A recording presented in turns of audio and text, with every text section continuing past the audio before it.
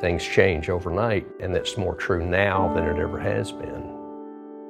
I was terminated from my last employer. It was one of the scariest, most humbling moments of my life. I was pretty much up against the wall as far as being able to pay for things. Had to cash in my 401k to hang on to my house. You always hope you have a safety net under you, but you don't know what the safety net's going to look like or who's going to provide it. If you ain't got insurance, I mean, you're just in trouble. If you got health problems, major health problems, without a doubt.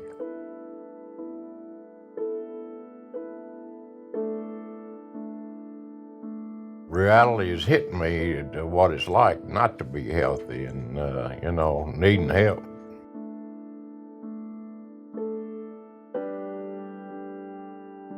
There are somewhere between 30 and 50 million people every year who need medicine to live but can't afford it. And then there's a second problem, which is manufacturers, health systems, pharmacies, lots of organizations have a lot of surplus medicine, unexpired medicine that is extremely expensive to destroy. We've got two problems that aren't going to go away, but can cancel each other out. The Dispensary of Hope is a model that allows us to upcycle medication, to find medicines that otherwise would have wound up incinerated or discarded, and make them available to those in need. Every medical practice has to get rid of samples that are nearing expiration. If they're near expiration, they got to send a nurse into their sample closet to go through those, catalog them, and get rid of them in a safe fashion. And instead of letting it expire on the shelf if it's not going to be used, putting it into a Hope box and sending that Hope box to Nashville, which we then sort, repackage, and provide to clinics around the country who have patients in need. We then review every medicine inside of that box and then put those medicines into inventory. From there, that inventory is able to be reviewed by safety net clinics that we work with. They order the medicine, so we don't push medicine out. It's pulled from us. They order the medicine, and that ensures a great deal of efficiency in the work that we do.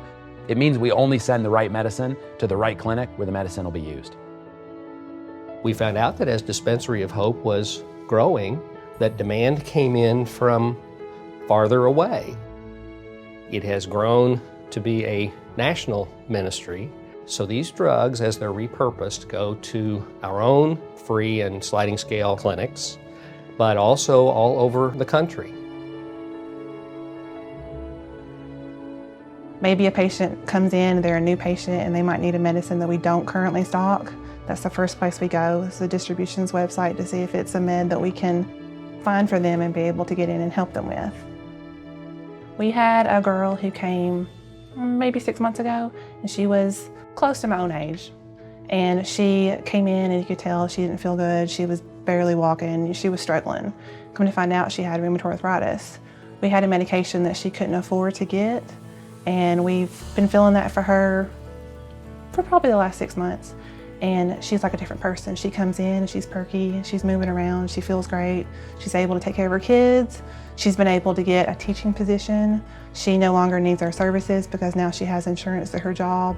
That's just a success story. It makes us happy when we're able to help someone and actually see the difference that we make. Dignity is really important for the Dispensary of Hope.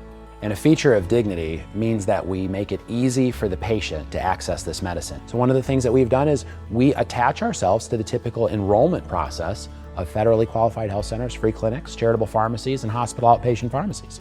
So we know that the right patients are getting the right medicine, but at the same time the patient doesn't go through undue difficulty.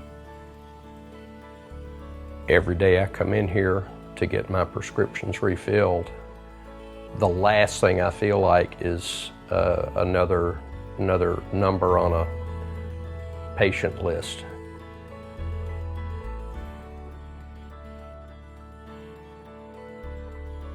I've never had to ask anybody for help before, but I have. And now I know how, thank God they were here.